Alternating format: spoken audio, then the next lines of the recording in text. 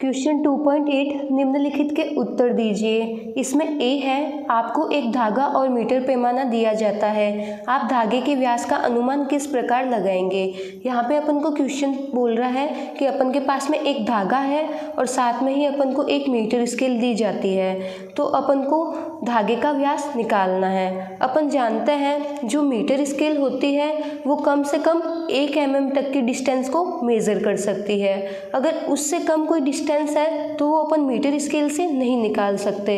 तो अपन देखते हैं 1 mm डिस्टेंस बहुत ही छोटी होती है, लेकिन जो अपना धागा होता है, धागे का व्यास होता है वो 1 mm से भी कम होता है, तो अपन उसको मीटर स्केल से नहीं निकाल सकते। तो अपन यहाँ पे क्या करेंगे, अपन एक छड़ लेंगे और उस छड़ पे धागे को लपेट देंगे। फिर अपन जितना धागे को लपेटते हैं, धागा जितनी डिस्टेंस को ट्रेवल करता है उस डिस्टेंस को अपन मीटर स्केल से मेज़र कर लेंगे।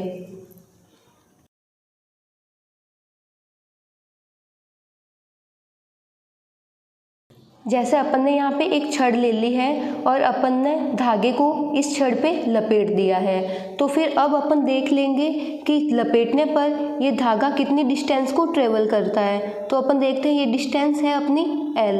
इस डिस्टेंस को अपन स्केल से मेज़र कर सकते हैं और साथ में ही अपन टर्न्स भी काउंट कर लेंगे। जितने फेरों की संख्या है उसको अपन गिन लेंगे।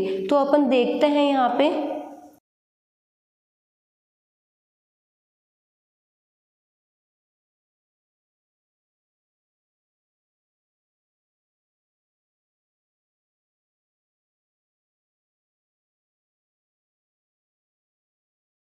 माना धागे द्वारा फेरों की संख्या n। जब अपन छड़ पे धागे को लपेटते हैं तो वो n टर्न बनाता है। सेकंड है, धागा लपेटने पर छड़ द्वारा तय की गई दूरी। जो अपनी छड़ है उस पर जब अपन धागा लपेटते हैं तो ये L दूरी को तय करता है, तो इस दूरी को अपन स्केल से मेज़र कर लेंगे। अब अपन धागे का व्यास निकालेंगे। तो धागे का व्यास का फॉर्मूला होता है तय की गई दूरी बट्टा फेरों की संख्या। तो तय की गई दूरी अपन के पास में आ गई L और फेरों की संख्या जिसको अपन काउंट कर सकते हैं और उसको अपन ने मेज़र किया तो अपन को मिला n। तो धागे का व्यास अपन को मिलता है L/n। इस प्रकार अपन धागा और मीटर स्केल की सहायता से धागे का व्यास निकालेंगे। क्वेश्चन बी है, एक स्क्रू गेज का चूड़ी अंतराल 1 mm है और उसके वृत्तीय पैमाने पर 200 विभाजन है। क्या आप यह सोचते हैं कि वृत्तीय पैमाने पर विभाजनों की संख्या बढ़ा देने पर स्क्रू गेज की यथार्थता में वृद्धि करना संभव है। तो अपन जानते हैं कोई भी उपकरण होता है उसका अल्पतमांक जितना कम होता है उसकी यथार्थता उतनी ही अच्छी होती है, वह उपकरण उतना ही अच्छा होता है। तो यहाँ पे जब अपन वृत्तीय पैमाने पर विभाजनों की संख्या बढ़ा देंगे तो उसका अल्पतमांक और कम हो जाएगा। किसी भी उपकरण का अल्पतमांक वह होता है कि उपकरण कम से कम कितनी वैल्यू को मेज़र कर सकता है, और जिसका अल्पतमांक कम होगा अर्थात वह उपकरण छोटी से छोटी वैल्यू को भी मेज़र कर सकता है। तो जितनी कम वैल्यू को वो मेज़र कर सकता है तो वो उपकरण उतना ही अच्छा होगा। तो स्टार्ट करते हैं।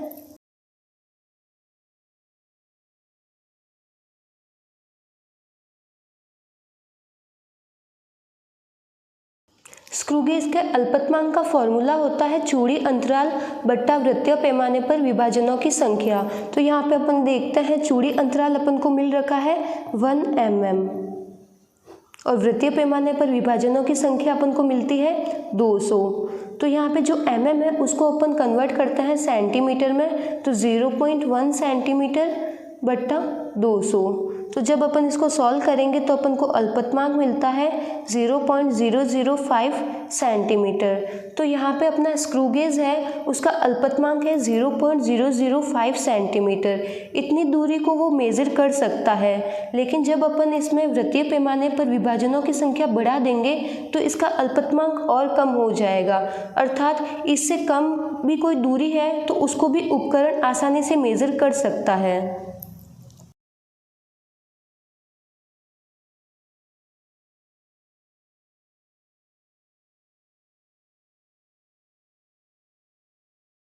वृत्तीय पैमाने पर विभाजनों की संख्या बढ़ाने से उपकरण का अल्पतमांक कम होगा, जिससे स्क्रू गेज की यथार्थता में वृद्धि होगी।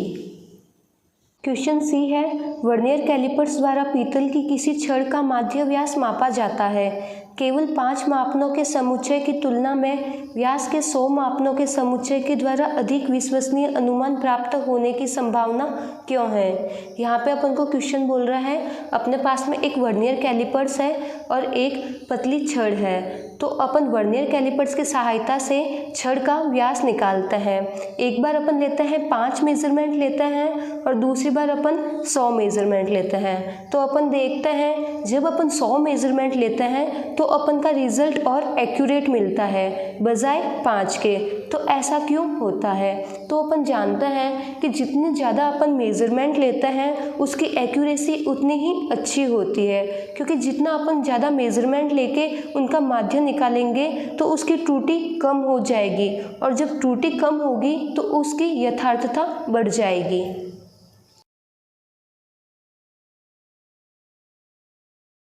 यहाँ पे है n अपने मापनों की संख्या। जितने ज़्यादा n होंगे माध्य निरपेक्ष त्रुटि उतनी ही कम होगी, और माध्य निरपेक्ष त्रुटि कम होगी तो अपने उपकरण की विश्वसनीयता और बढ़ जाएगी।